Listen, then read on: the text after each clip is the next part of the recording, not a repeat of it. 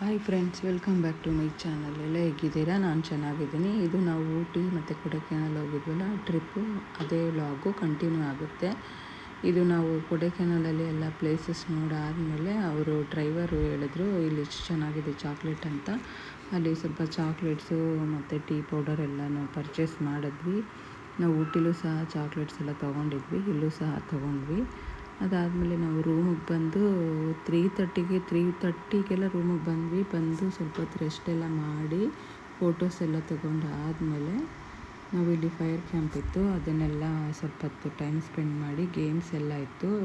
Games ಅಂದರೆ normal carrom, chess ಎಲ್ಲ last night ಹಿಂದಿನ ದಿನವೂ ಸಹ ಆಡಿದ್ವಿ.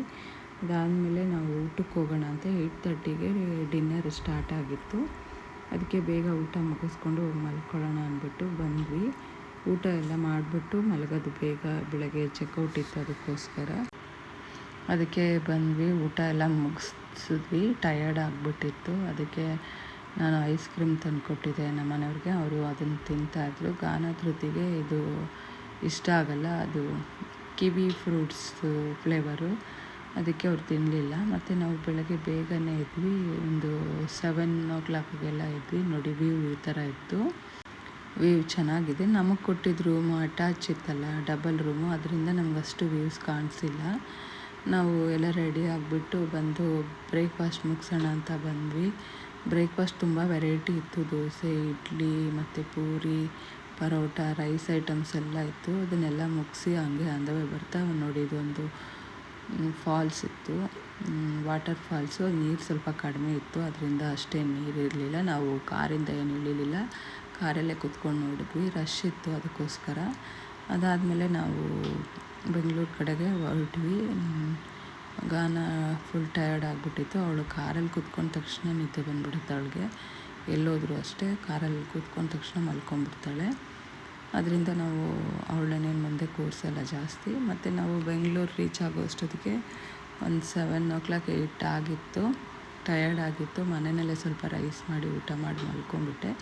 ಅದಾದಮೇಲೆ ನೆಕ್ಸ್ಟ್ ಡೇ ನಮ್ಮದು ಇಂಟೀರಿಯಲ್ ಎಲ್ಲಿಗೆ ಬಂತು ಅಂತ ನೋಡೋಣ ಅಂತ ಬಂದಿದ್ದೆ. ನೋಡೋಣ ಅಂದ್ಬಿಟ್ಟು ಇದು ರೂಮ್ದು ನೋಡಿ, ರೂಮ್ದೆಲ್ಲ ಮಾಡ್ತಿದ್ದಾರೆ. ಇದು ವುಡ್ಡಲ್ಲಿ ಮಾಡಿರೋದಲ್ಲ, ಅಲ್ಯೂಮಿನಿಯಮು, ಅದರಿಂದ ಬೇಗ ಕೆಲಸನೂ ಆಗುತ್ತೆ.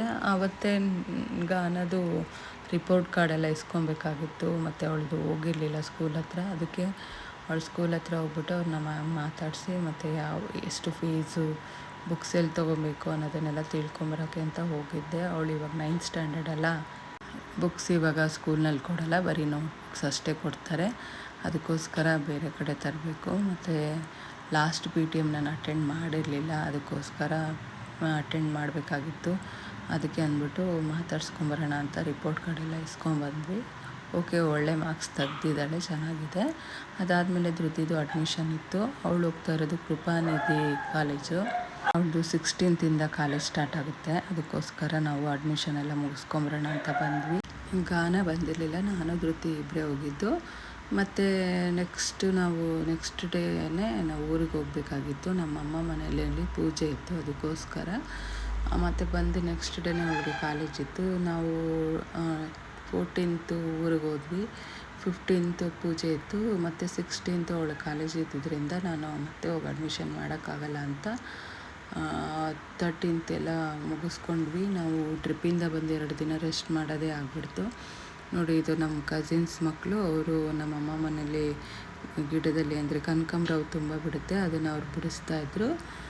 ಮತ್ತು ನಾವು ಮನೆಯಲ್ಲೇ ಎಲ್ಲರಿಗೂ ಅಡುಗೆ ನಾವೇ ಮಾಡಿದ್ದಿದ್ದ. ನಮ್ಗೆ ಸ್ವಲ್ಪ ಕೆಲಸ ಇತ್ತು, ಬ್ಯುಸಿ ಆಗಿಬಿಟ್ಟೆ. ಅದಕ್ಕೆ ನಾನು ಕೆಲವು ವೀಡಿಯೋಸ್ ಅಷ್ಟೇ ಮಾಡ್ಕೊಳಕ್ಕಾಗಿತ್ತು, ಅಡುಗೆದೆಲ್ಲ ಫುಲ್ ಮಾಡೋಕ್ಕಾಗಿಲ್ಲ. ಮತ್ತು ಬೆಳಗ್ಗೆ ಬೇಗ ಎದ್ದು ಪೂಜೆಗೆ ರೆಡಿ ಮಾಡಬೇಕಾಗಿತ್ತು. ಮತ್ತು ಐನರು ಬರ್ತಾರೆ, ಅವರು ಬರೋ ಅಷ್ಟರೊಳಗೆ ನಾವೆಲ್ಲ ರೆಡಿ ಆಗಬೇಕು ಅಂತ ಹೇಳಿದರು ನಮ್ಮಮ್ಮ. ಅದಕ್ಕೋಸ್ಕರ ನಾವು ಎಲ್ಲ ಬೆಳಗ್ಗೆ ತಿಂಡಿಗೆ ಮತ್ತು ಮಧ್ಯಾಹ್ನದ್ದೆಲ್ಲನೂ ತರಕಾರಿ ಎಲ್ಲ ಕಟ್ ಮಾಡಿಕೊಂಡು ಬೆಳಗ್ಗೆ ತಿಂಡಿಗೆ ಪಲಾವ್ ಮಾಡಿದ್ವಿ. ನೆಕ್ಸ್ಟ್ ವ್ಲಾಗಲ್ಲಿ ನಾವು ಯಾವ ಪೂಜೆ ಮಾಡಿದ್ವಿ ಅನ್ನೋದನ್ನು ನಾನು ಹೇಳ್ತೀನಿ. ನಿಮಗೆ ಈ ವಿಡಿಯೋ ಇಷ್ಟ ಆಗಿದ್ದರೆ ಲೈಕ್ ಮಾಡಿ, ಮತ್ತು ಶೇರ್ ಮಾಡಿ, ಕಮೆಂಟ್ ಮಾಡಿ. ಪ್ಲೀಸ್ ಸಬ್ಸ್ಕ್ರೈಬ್ ಮಾಡ್ಕೊಳ್ಳಿ. Thank you.